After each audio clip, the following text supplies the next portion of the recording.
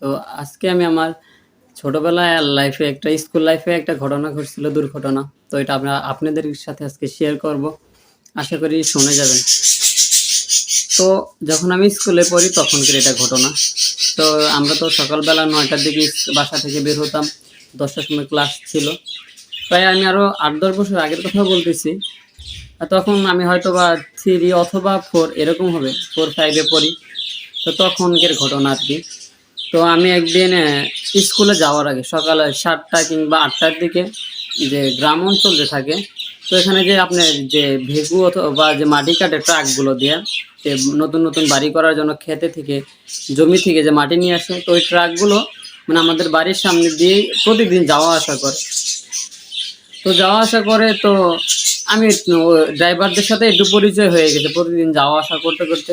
ছোট ছিলাম তখন, ছোট ছিলাম, তো যাওয়া আসা করে তাদের সাথে ফিরি। তো তারা প্রতিদিনই আমাদের বাড়ির সামনে দিয়ে মাটি আনতে যাইতো জমিতে। তো ওগুলো এনে আবার অন্য কোথাও, মানে অন্য জায়গায় যেখানে বাড়ি হয় অথবা রাস্তাঘাটের কাছে হয় সেখানে তারা দেয়। তো যাইতো, তো প্রতিদিনের মতো দেখতাম, কিন্তু কোনোদিন আমি তাদের সাথে যাইতাম না। তো একদিন যেহেতু সময় আসছে স্কুলে যাওয়ার, হ্যাঁ, স্কুলে যাওয়ার সময় এখনো রয়েছে, ১ ঘন্টা ১.৫ ঘন্টার মতো বাকি ছিল। তো ভাবছি যে ওনাদের সাথে যাবো আর আসবো, বেশি সময় লাগবে না, ২০-২৫ মিনিট সময় লাগবে। তো আমি তাদের সাথে আমি বলছি যে আমাকে নিয়ে চলেন। তো তারা আমাকে আর না করে নাই, কারণ আমাকে অনেকদিন ধরে চিনে। তো তারা আমাকে না করলো না, আমাকে সাথে নিয়ে গেল। তো আমিও কখনো, তো যেহেতু ছোট মানুষ ছিলাম, ট্রাকে উঠি নাই ওরকমভাবে। তো আমি রওনা দিছি তাদের সাথে।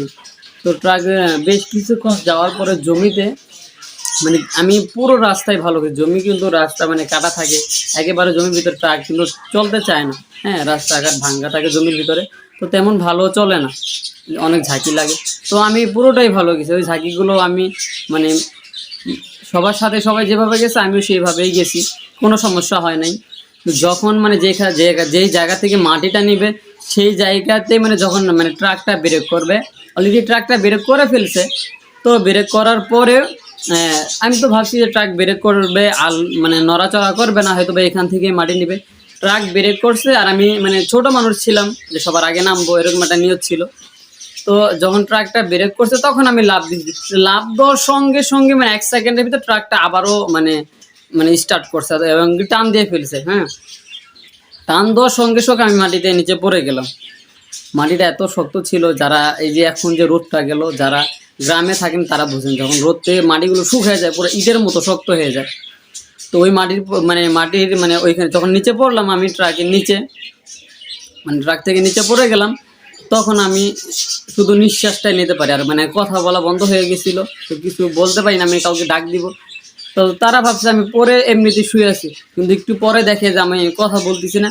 তখন আমাকে তারা নেমে, মানে ট্রাকে পানি ছিল এই সেই, মানে হাতাহাতি করে ধরে, এক কথায় আমার কথা বন্ধ হয়ে গেছিলো।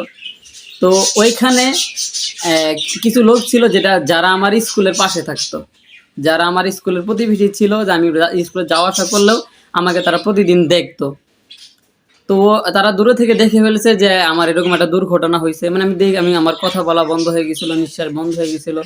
তো আমার ওই স্কুলের প্রতিবেশী লোকগুলো দেখছে।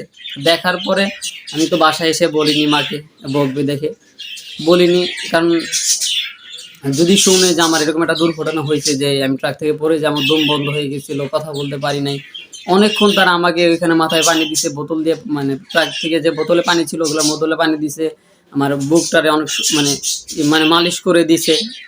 তারপরে কিছুক্ষণ পরে আমি মানে কথা বলতে পারছি যে হ্যাঁ, আমার কোনো এখন অসুবিধা নাই, কথা বলতে পারি।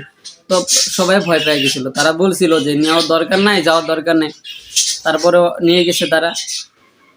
তো অবশেষে আমি কষ্ট করে আমি চলে আসলাম। তারা আমাকে ছোট বোতলে পানি দিল, আমি খেতে খেতে হেঁটেই চলে আসছিলাম, তখন তারা মাটি নিয়ে আসছে। তো আমি হেঁটে চলে আসছি, আমি আর বাসায় বলিনি মাকে। তারপরে হচ্ছে আমি স্কুলে যাই। স্কুলে যাওয়ার পথেও সেই মহিলাটা আমাকে দেখে, স্কুলে যে প্রতিবেশী মহিলাটা ছিল, সে আমাকে দেখে, দেখে বলতেছে, কিরে তোর না দেখলাম ওইখানে পড়ে গেলি।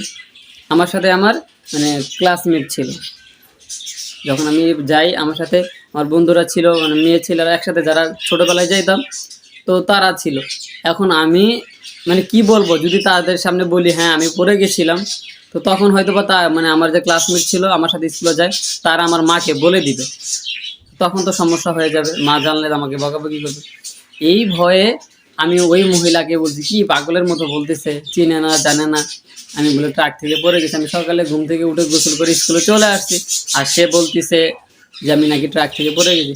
মানে আমি আমার ক্লাসমেটকে বলতেছি চল, এটা আজ এটা কথা বলতেছে। এরকম ভাবে চলে আসছি। তো ওই মহিলাটা যখন আমি আবার টিফিনের সময় দেয়, তখন আমি আবার বের হয়েছি দোকানের জন্য। তো বের হওয়ার পরে মহিলাটা মানে আবারও দেখি সে বাহিরে। তো আমি আমাকে আবার ধরছে, তুই না পড়ে গেলি দেখলাম। আমি বলছি যে তখন আমি আপনাকে এই কথা বলছি, রাগ করিয়েন না। কারণ তখন আমার সাথে আমার ক্লাসমেট ছিল, ওরা আমার মাকে গিয়ে বলে দিবে। এই জন্যই আমি আপনাকে এই কথা বলছি, আপনি রাগ করিয়েন না। তো এটা আমার জীবনে একটা দুর্ঘটনা ছিল, আরও রয়েছে, অন্য একদিন বলবো ইনশাআল্লাহ।